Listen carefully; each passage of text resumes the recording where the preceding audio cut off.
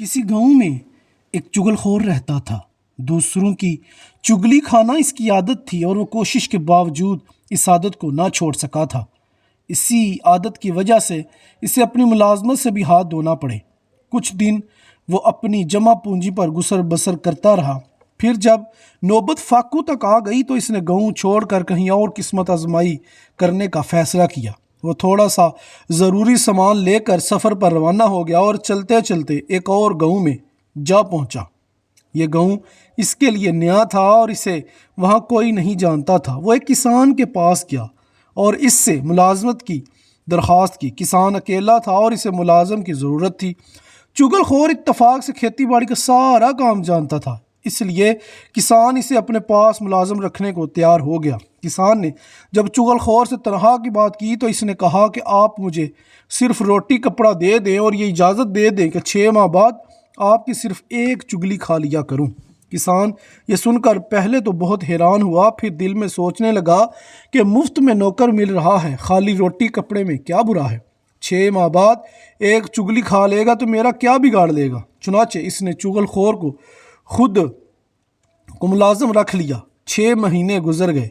किसान तो चुगलखोर की बात को भूल चुका था, मगर चुगलखोर को ये बात याद थी कि मुआहदे की रूह से वो किसान की चुगली खा सकता था। एक रोज़ जब किसान खेतों में गया हुआ था और घर में इसकी बीवी अकेली थी, चुगलखोर किसान की बीवी के पास गया और हमदर्दी जताते हुए कहने लगा कि किसान को कोढ़ी हो गया है और इसने अपनी बीमारी तुमसे छुपाई हुई है। किसान की बीवी पहले तो हैरान हुई, मगर चुगलखोर ने अपनी लफाजी से इसको कायल कर ही लिया और कहा कि कोढ़ी आदमी का जिस्म नमकीन हो जाता है।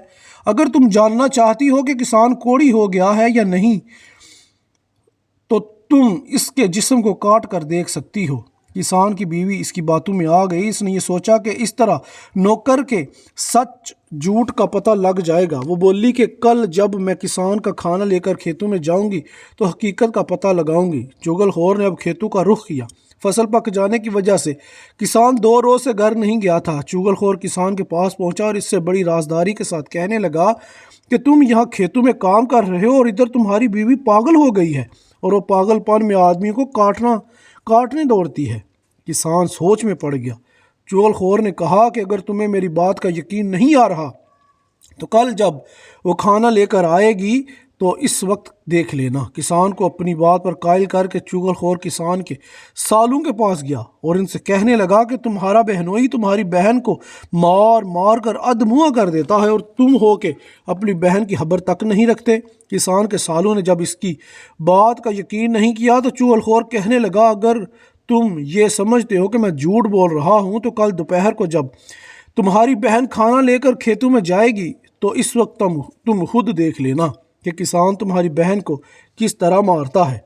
किसान के साले चुगलखोर की बातों में आ गए और कहने लगे, अच्छा कल हम खेत में छुप कर सब कुछ अपनी आंखों से देखेंगे।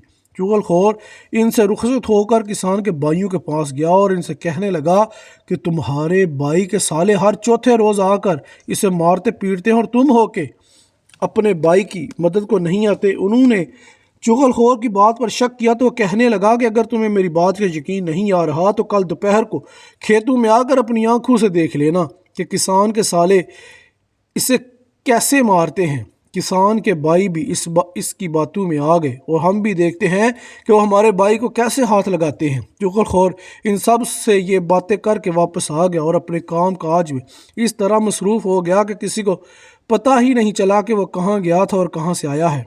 अगले रोज़ किसान की बीवी खाना लेकर खेतों में गई। किसान इसके करीब होने से डर रहा था और वो किसान के करीब होने की कोशिश कर रही थी ताकि इसके जिस्म को काट कर देख सके कि नमकीन है या नहीं। जो ही वो सालन और रोटी ज़मीन पर रख कर बैठी, किसान जल्दी से पीछे हट गया। ये देखकर किसान की भी बीवी भी रोटियों की चंगेर आगे बढ़ाने के बहाने ज़रा करीब सरक आई। फिर जैसे ही किसान ने रोटी का लुकमा तोड़ने के लिए हाथ आगे बढ़ाया, इसने झपट कर किसान की कलाई पकड़ ली और इसे काटने के लिए मुंह आगे बढ़ाया। किसान उछलकर दूर हट गया और इसे यकीन हो गया कि वाकई इसकी बीवी पागल हो चुकी है और वो काट खाने को दौड़ती है। इधर इसकी बीवी ने यह देखा कि किसान इससे दूर भाग रहा है तो इससे यकीन आ गया कि किसान वाकई कोढ़ी हो गया है और नौकर की बात ठीक थी। اس نے ایک بار پھر آگے بڑھ کر کسان کی کلائی پکڑنے کی کوشش کی تو کسان نے ایک دم جوتا اتارا اور وہیں بیوی کو مارنا شروع کر دیا۔ قریبی کھیت میں چھپے ہوئے کسان کے سالے باہر نکل آئے۔ انہوں نے نوکر کی بات کا یقین آ گیا کیونکہ ان کی نظر کے سامنے کسان ان کی بہن کو پیٹ رہا تھا۔ وہ للکارتے ہوئے آگے بڑھے اور کسان پر ٹوٹ پڑے۔ اس پر دوسرے کھیت میں چھپے ہوئے کسان کے بھائیوں کو بھی نوکر کی بات کا یقین آ گیا۔